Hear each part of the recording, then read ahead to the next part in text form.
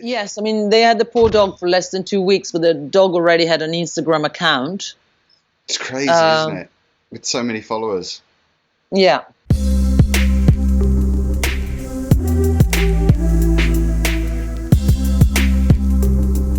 Hey everyone, welcome back to London Vegans on YouTube, once again on the case for plant-based and cruelty-free with our very special guest, Stef from Ethica Magazine. We've been doing a lot of videos just recently, actually, over the last week or so.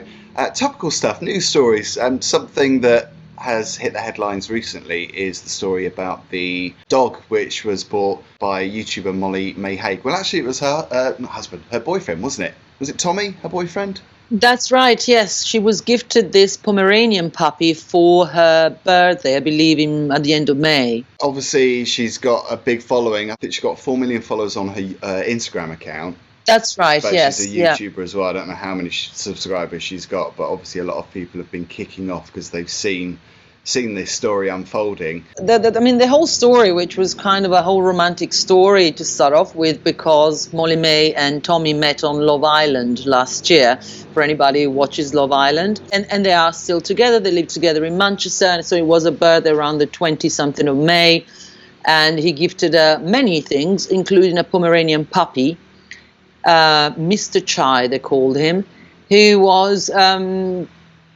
purchased, I hate it, but it was purchased from a breeder, from a seller based in Cheshire, but the puppy actually came from Russia. And the puppy died of a seizure, I believe, only after a week or two of having arrived at Molly-Mae and Tommy's house. There's a new law that came into force in the UK at the beginning of April called Lucy's Law, that states that breeders have to be licensed now, because before they weren't licensed. You could have breeders that weren't even proper breeders, and then you have all these horrible puppy mills where the puppies would come out with lots of health problems because they've been in a cage, they've been separated from their mum too soon. And now in the law states that a puppy from a licensed breeder must be seen with the mum. Obviously, this puppy was coming from a different country, and the person who sold them the puppy said that she'd seen the puppy with his mum online, over Skype or whatever they used. Of course, that could be any puppy that you're seeing online. You're not seeing it face to face. So now there's a new petition that's doing the rounds. That Mark the Vet Abraham started, and the Daily Mirror, I'm terribly sorry, is behind as well, to try and get a law passed about stopping puppies from coming from abroad. So you can only either buy from a licensed breeder in the UK or in England, or a rescue centre. Yeah. So these breeders were Tiffany puppies. They obviously caught wind of this because it became such a big story on Molly's account. But after all of this furore, the breeders actually released their own statement saying that things weren't making sense about the dog's death. So the dog had a seizure. It's all such a dark story, isn't it, really? And this goes on all the time. Absolutely. I mean, for me, the idea in reality of breeders or people fundamentally who make money out of selling animals is just so dark. It's just so dark, because animals are not a thing. They're not a commodity. And as far as I'm concerned, they shouldn't be bought and sold. I have a rescue dog. You have a rescue dog. And they're just wonderful, and there are so many dogs there that need help and need to be rescued. But of course, a lot of people want designer dogs. They want a certain breed. They want a certain pedigree. I see it in the park. I quite like it how uncomfortable some people are when I tell them that my dog Guy is a rescue dog, because sometimes I hate saying it because it makes me feel like she's different from other dogs. But sometimes I think it's important to say it because she's a wonderful dog and people see her and think, oh, she's a rescue and she's very well behaved and so on. But I notice sometimes how I make people uncomfortable when I say, oh, she's a rescue, because they always feel like they have to justify themselves. And they always say to me, oh, yes, we wanted to get a rescue, but then because we have small children, but then we weren't sure if they were going to have problems, behavioral problems. Every time I say rescue, people feel they have to justify the fact that they spent a lot of money to basically to buy it. I mention it. I mention it because with Teddy, because people always ask us, oh, what breed is he? Because he's got quite a vibrant orange tone to his fur as well. He's like brown and orange, and it really comes out in the sun as well. And people always say, oh, he's really gorgeous.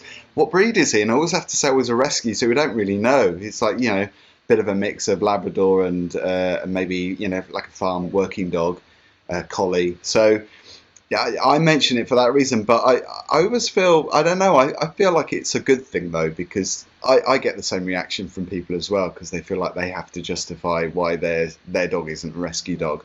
But I think it's good, because I think it's just this little kind of drip feeding thing. I think slowly, hopefully, people will become more aware that, you know, you don't need to have the designer dog, the perfect dog, because dogs can be perfect if they're rescue dogs. No, absolutely. And often actually rescue dogs, because they haven't been overbred, they have fewer health conditions that say a Doberman that's been overbred, you know. So actually rescue dogs tend to have fewer problems. Sure, some might have had a really bad past, unfortunately, and so they might have some behavioral issues, but also pedigree dogs might have some behavioral issues. Absolutely. You mentioned the fact that a lot of people are attracted to the designer dogs. We've seen a lot of people interested in is it the Northern Inuit dogs that were popular on Game of Thrones? Because I think a lot of those dogs may have been, you know, kind of bought by people that didn't expect, you know, or weren't familiar with looking after a dog, because I think it takes a lot of effort to look after a dog. I think some people underestimate that, don't they? And I think it's a challenge, but it's, you know, it's a rewarding challenge, I think, to have a dog. But absolutely, I don't think people realise how much work goes into it. I completely agree. And you know what? I mean, I am also guilty of having been a little bit arrogant in that sense. I remember when I first got Gaia, a friend of mine from Germany told me that in Germany, if you adopt a dog, you have to go to puppy school. You have to. It's not a choice. You have to go to puppy school. And I thought it was a bit hardcore. It's like, really? You're forced to go to puppy school? But actually, after a few months of having Gaia, I thought, you know what, puppy school would be really good, not for her necessarily, but for us, teaching us what we're doing wrong. Because sometimes you apply human behavior psychology to a dog, but they have a whole different psychology from ours. So it's really important. And we both benefited, and my partner, so all three of us benefited from going to puppy school.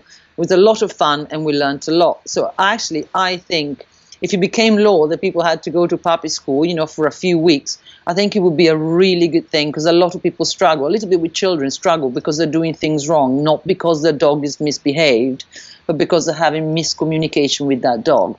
So I think puppy school is incredibly beneficial. And actually, puppy schools are not expensive. If you do a one-to-one, yes, it's expensive. But for Guy, I think 6 weeks for us was like £45. That's a really good point, actually. Very good. I think there's always something you're going to learn. I mean, I learned so much. I've had dogs before in the past, but so I think it's a learning curve, and I think you know it's all the better for it. I think. What do you make of this couple though? Are you a fan of the show? Because I know it's a very glamorous young person's lifestyle thing, isn't it? I mean, look at their Instagram. It's all very filtered, and everything looks perfect, and you know, obviously, them having that dog, they came across okay in the video. She came across as quite articulate. I'm just quite disappointed by the fact that she went down this route. They're influencers, you know, especially her. So she vlogs stuff all the time. You know, she has a few partnerships with a few brands, and that's why people, you know, she vlogs things all the time to young Instagram users. Okay, it's her job. It's the way the world works. It's fine. I have absolutely nothing against her. But, you know, they're influencers, they have a lot of influence, and with a lot of influence and a lot of privileges, because they get lots of freebies, also comes a responsibility. And so I think she has a platform to educate. Whether she wants to or not, I'm not sure. But you know, Love Island is a very popular show, and I think when you have so many followers, you have to take responsibility for your actions, for what you vlog, for everything. You know. Absolutely, and do you know what? I think she has done that. I mean, I'm not supporting what she did at all. I think it's a really sad story for many reasons, but I think she did actually address it. I'm not sure whether that's because she felt like she had to, because she was getting such a backlash. Maybe she thought that she needed to defend herself and her actions, because I think it was her that recommended the business, the puppy breeders, to her boyfriend. She's got 4 million followers on Instagram. I think it's good in some respects that message has got out to a lot of people that maybe hadn't even thought about the problems of buying from a puppy breeder. Absolutely, and I think, you know, Tommy and Molly-Mae are also young. You know, they're about 20, 21, so they're young. They made a mistake. But I also remember when the story came out, another influencer, I can't remember who she was, but another influencer said to one of the papers that they get offered so much for free. She said, I have been offered an incredible amount of free puppies, which, you know, that per se disgusts me. Again, the idea that it's a thing. Oh, I'll offer you a puppy. So exactly, I'll offer you a puppy. So, you know, you can write about it. You can do an Instagram post, and then we'll sell more puppies. That's so disturbing, isn't it? Yes, and you know what's worried me a little bit? I mean, during lockdown, quarantine, lots of people have acquired puppies. You know, there are so many new puppies in the park where I take Gaia to. And, you know, some of them have got them from responsible breeders and so on. But my partner was talking to a guy with a puppy and said, oh, yeah, I just got him randomly online. I was like, you got your puppy randomly online? That's shocking, isn't it? That's not good. That's not good. But that's the other worrying thing about this, is that obviously because of lockdown, people are struggling to look after their pets. Maybe who weren't responsible owners, and they didn't realise the pressure of having a dog. Hello, Teddy. So I think, you know, lockdown has added that pressure on there, and it's just such a sad thing to see these dogs just becoming unwanted pets. Absolutely, yes, absolutely. But this dog, I think it was Mr. Chai Bear, he has 147,000 followers on Instagram on his own account, because obviously she created that. She's got 4 million followers. So, yeah. Yes, I mean, they had the poor dog for less than 2 weeks, but the dog already had an Instagram account. It's crazy, isn't it? With so many followers. Yeah. But hopefully that message will get through. Again, it tells you the level of influence that they have. So, you know, hopefully, you know, my hope is that after this story, they will recognize the responsibility they have. So many things to talk about. It's been great this week. We've loved having you on, as always. Yeah, I've loved being on as always. Yes, absolutely. And hopefully we can meet and I can have some of your vegan shortbread. Yes, I tell you what, and as we said, our dogs need to meet. So I think we should, you know, take them out to the park. We'll be munching on vegan shortbread whilst they're playing away and chasing balls and doing what dogs do. Yeah, it's going to be brilliant. Let's do it soon, and hopefully before too long we can get out and support these vegan businesses. I know a lot of festivals are starting to reopen. I think the one on Portobello, was it Portobello Market, the vegan market, that opened recently? Yes, that's right. Yeah, because I miss all that. I don't know about you, but I miss doing all these vegan festivals. Me too. I really miss it too. And, you know, I'm starting to go out a tiny bit more. So little by little, I think, go back to, you know, my usual routine of doing that. Yeah. Yeah. Well, bye to you, Steph. And bye to Gaia. Lovely Gaia. We just saw her in the background there on the sofa. Bless her. She's such a sweet dog. There you go. She's back here. And here's Teddy. Where is he? There he is. They're not morning dogs, are they? No. And I love that because I can get on and do stuff while he sleeps. I know what you mean. I know what you mean. See you soon, Steph. Good to see you. See ya. Bye, everyone. Thanks for watching, everyone.